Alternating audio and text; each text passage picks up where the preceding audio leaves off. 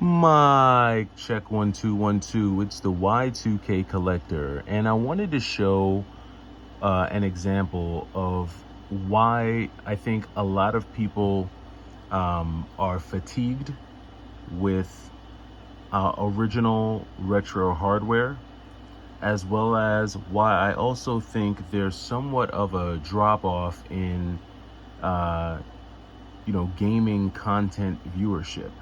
And maybe not so much like the streaming of games, but when you start looking at folks who do the yard sale videos, the resale videos, the pickup videos, things like that, I think there is somewhat of fatigue out there.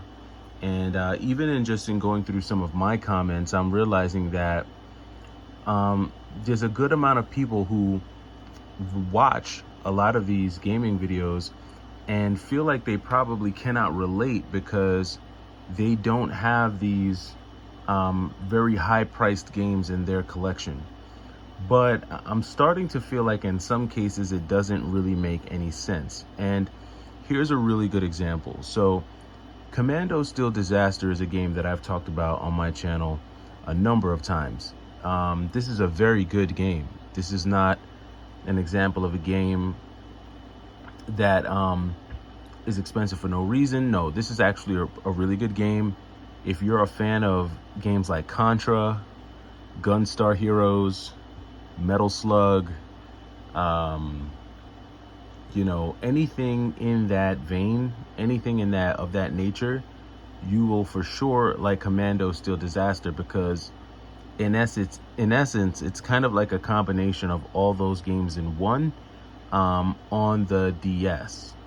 Now, the thing is that when it comes to a game like Commando Steel Disaster, this game right now, complete in box, I'm seeing listings online for $300. This game is going right now for $300 when you're able to get it complete in box with the manual. Now, the part that doesn't make any sense at all is that you can find the cart itself, just the cart. You can find the loose cart anywhere from 45 to 60 bucks just for the cart. Once you throw in the case with the cart, now it automatically shoots up to around 160, and then forget about it. Once you add the manual in there, now you're looking at being at $270 to $300 for this game complete in box. And so you have to start asking yourself, okay, well, if the loose cart is 60 bucks, does that mean the case and manual are worth 240, which makes them what, like 120 a piece? So is a little manual worth 120? And I think it's once you start getting into this realm is where you start to lose a lot of the casual game collectors, and probably collectors who are not as die-hard as the folks that might go to retro gaming conventions and might scour GameStop every weekend. That is when you start to run into the folks, or rather, that's when folks start to, I think, bow out gracefully. And I think for a lot of viewers, we watch so many videos showcasing these, high dollar games, that I think it's just starting to become, in a lot of ways, unrelatable. Like, people just aren't able to relate to it. Now, it just so happens that I am a huge fan of this genre of games. And I did not pay anything close to $300 for this. I actually got the game, the actual cart itself, pretty cheap. And then I wound up finding like a case with the cover art, but the case that I got was actually pretty damaged. Like, the plastic was very wrinkled and damaged, so I had to remove the cover art. Thankfully, the cover art was intact, and in fact, I think it had a stain on it somewhere that I actually wound up having to clean off. I can't find it. And then I actually wound up finding a manual. So I had to Frankenstein this together to have a complete in-box copy of Commando Steel Disaster, but there's no way that I would have been willing to pay $300 for that game. But that is what it goes for. I got another example for you. If you come with me over here on over to the retro section, right? So here's another example. So you have the Punisher. Now the Punisher on the Sega Genesis, at one point this game was about $500 to almost $600 at the height of the pandemic. This was a $600 game. And if you didn't have the manual, then you were able to command somewhere between $350 and $375 for this game. Right now, I think complete in box, this game is around $350 to $400.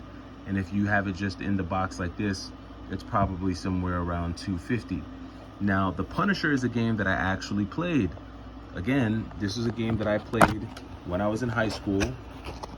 And while I do have a very clean cartridge, I mean, this cartridge is pristine, and I do have, one of the inserts, I do not have a manual.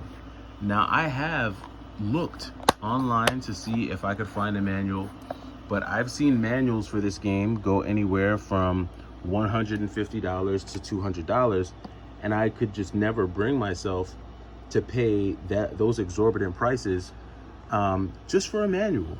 But I am a collector, and I do like to collect my things complete, and I like to collect them in good condition, just for preservation for preservation reasons rather. And again, I only buy the games that I'm into. Now, Punisher is one of the best beat 'em ups you will ever play on the Sega Genesis, easily top 10 all time for beat 'em ups, and I'm lumping it in there with games like Streets of Rage 2, Ninja Turtles, all of the beat 'em ups that you could think about.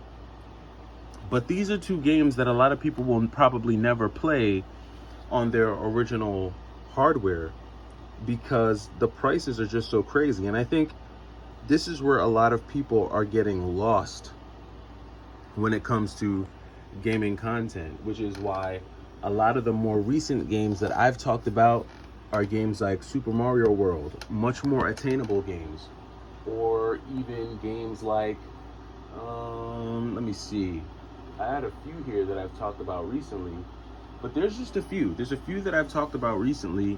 A lot of them I picked up from GameStop that aren't in this astronomical price bracket, and you're starting to see this trend where people are just falling off from making gaming content, whether it be pickups, reselling rather, things of that nature. And it could be that gaming content has actually been like saturated. I think your Phoenix resales and your Retro Ricks, they've already cornered the market and squeezed it dry. And to the point where I don't even think Phoenix Resale's doing the pickup videos and stuff anymore. He's moving on to other things. And I think he just did a video with either like the CEO or the owner of Limited Run Games.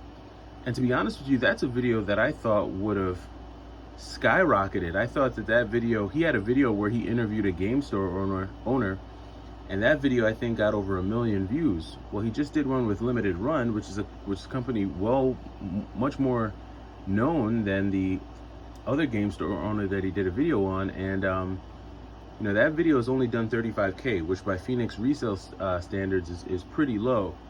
So I'm not sure what's going on. I'm not sure if the gaming community has just hit a point of fatigue, if they're just tired of the same type of content, or maybe they've moved on and they're interested in other things.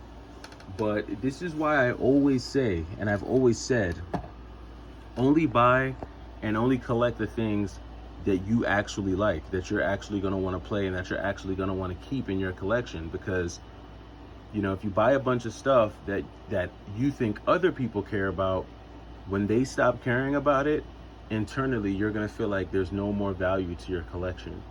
But I'm interested to know what you guys think. What do you think about gaming content and where it's at right now? Do you think it's saturated? Do you think people are over it? Do you think it's something that people are still interested in? I'm interested to know your thoughts. It's the Y2K Collector. Talk to you later.